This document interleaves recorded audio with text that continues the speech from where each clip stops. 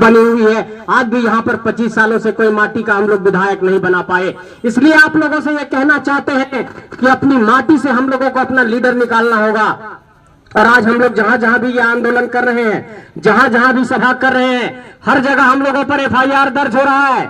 लेकिन हम लोगों ने पुलिस वालों को भी ये चुनौती पेश किया कि आप लोगों को जितना FIR करना है करिए, ये आंदोलन नहीं रुकेगा। और यही कारण है कि 21 दिसंबर 2021 को ये आंदोलन हम लोगों ने बोकारो से शुरू किया था और झारखंड के 32,623 गांवों तक आज 2 सालों के अंदर इस आंदोलन को पहुंचा दिए हैं। लेकिन मेरे साथी हमसे ये सवाल पूछते हैं कि आप बरही के रहने वाले हैं, चौपारण आपका इलाका है, बरही आपका इलाका है, पदमा आपका इलाका है, चंदवारा आपका इलाका है, पूरा हजारीबाग जिला में आप घूमते रहते हैं, तो यहाँ पर ये आंदोलन क्यों नहीं तेजी पकड़ रहा है? तो हम लोगों ने कहा कि नहीं, हम लोग हजारीबाग में भी सभा करेंगे। और 16 जुलाई को हजारीबाग के गांधी मैदान में सभा किए तो वहां पर लगभग 60-70 हजार की भीड़ आई।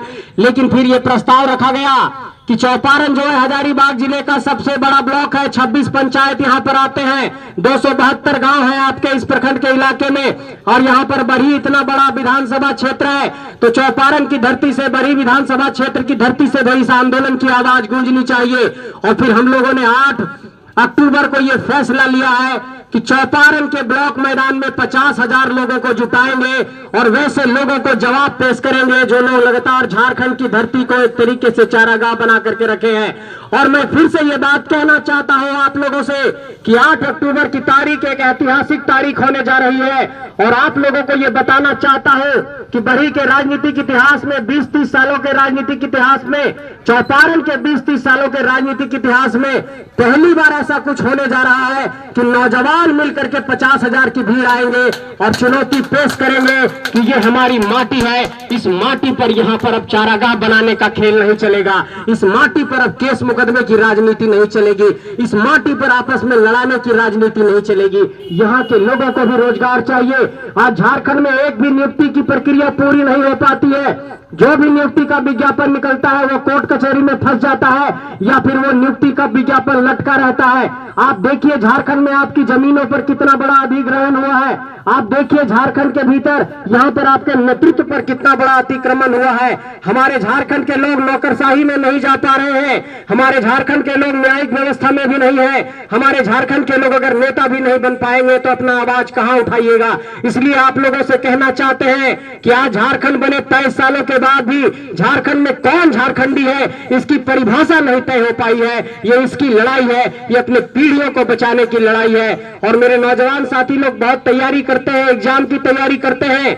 कल से हम लोगों ने एक आंदोलन शुरू किया कि अभी तक 11वीं JPSC का विज्ञापन नहीं निकला है, 26,000 टीचर का विज्ञापन निकला, वो भी उसमें जहां पर आप देखिए कि जब JTET नहीं लिया गया तो वो नियुक्ति का विज्ञापन भी जो है सो हाईकोर्ट ने अभी उस पर रोक लगा दिया। कुल मिलाकर के झारखंड की 3rd और 4th ग्रेड की नौकरी भी झारखंडियों के लिए 100% आरक्षित नहीं है। संविदा पर जितनी भी नियुक्ति हो रही है, कॉन्ट्रैक्ट बेसिस पर जितनी भी नियुक्ति हो रही है, सभी नियुक्तियों पर ऐसे लोगों ने कब्जा कर लिया है जो यहाँ पर इस माटी के नहीं है और एक तरीके से झारखंड के भीतर भाई भतीजावाल चल रहा है।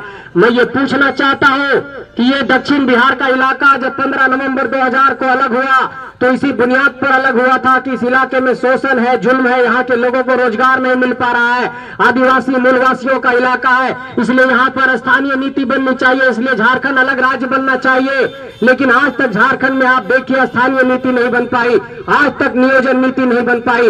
एक नियोजन नीति बनी 60 और 40 की। हम लोगों ने कहा कि 60 और 40 क्यों बनाते हैं, इसको कम से कम 90 और 10 करिए। जब झारखंड अलग हो गया 15 नवंबर 2000 को तो हम 60% ही नौकरी क्यों लेंगे, 40% भारत के लिए दरवाजा क्यों खोलेंगे? क्या महाराष्ट्र पूरे अपने आबादी के लिए वहां पर अगर नौकरी आरक्षित करता है, तेलंगाना आरक्षित करता है, तो क्या झारखंड के लोगों के लिए नौकरी झारखंड में नहीं आरक्षित होनी चाहिए? हम लोगों ने यह भी कहा कि जो लोग ये कहते हैं कि कहीं भी जाकर के चुनाव लड़ना संवैधानिक अधिकार है, उन लोगों को हम लोगों ने चुनौती पेश किया कि जाकर के जरा महाराष्ट्र में चुनाव लड़ करके दिखाइए, जरा जाकर के तेलंगाना में चुनाव लड़ करके दिखाइए, जाकर के जरा आंध्र प्रदेश में चुनाव लड़ करके दिखाइए। तो ये लोगों के मुंह पर पट्टी सट जाती है क्योंकि इन लोगों के पास जवाब नहीं होता है। इन लोगों ने एक तरीके से झारखंड को चारागाह बनाया है और हम लोगों के पास संसाधन बहुत कम है। पिछले 2 सालों से आंदोलन कर रहे हैं, कहां खाते हैं, कहां सोते हैं, कहां रुकते हैं, ठिकाना नहीं होता।